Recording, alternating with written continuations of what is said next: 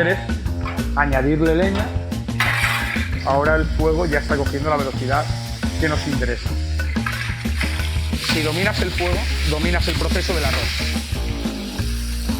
Ya aprovechamos esta inercia para que comience el hervor. Es más fácil, una vez le hemos puesto, ir quitando que ir poniendo. Hay una cosa curiosa que comparando con la música, esto que de repente que la música baja, sube, tal, todo es continuidad, pero tiene sus ciclos. Tiene sus altibajos, ¿eh? Como compás.